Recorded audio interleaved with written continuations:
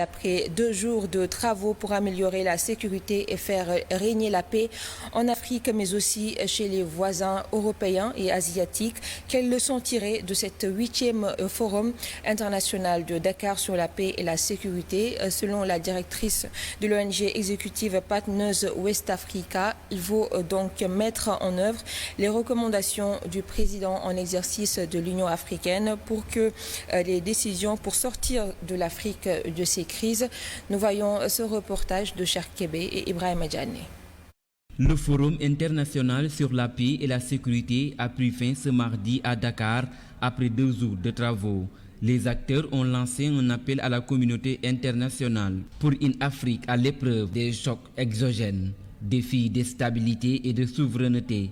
Selon le professeur Aïdara Ndiaye Adjaratou-Waha, ce forum permet aux chefs d'État africains de se préoccuper avant tout de la bonne gouvernance et des besoins de la jeunesse. Et qui a permis également de revenir sur les mots de la société africaine, les mots MAUX, la jeunesse, la coopération, que ce que les Africains attendent aujourd'hui de la coopération des bailleurs.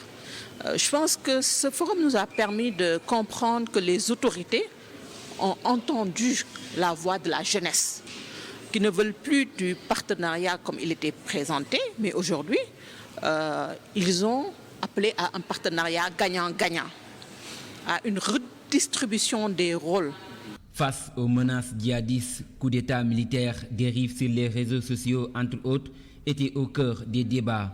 Pour la directrice de l'ONG West Africa, l'espoir est permis et les recommandations seront réalisées pour mieux faire face à ces crises. En œuvre, c'est la politique, donc l'État.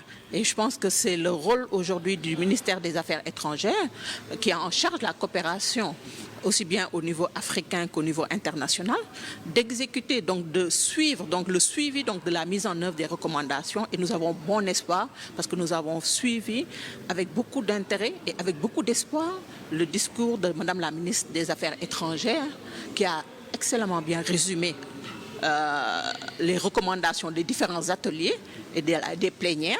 Et donc je pense que c'est la mise en œuvre qu'on attend et qui ne tardera pas, on espère vraiment. Rappelons que les débats du forum étaient portés sur le rôle du secteur privé dans la construction d'un tissu économique plus stable et sur les réponses communautaires aux défis de la stabilité en Afrique.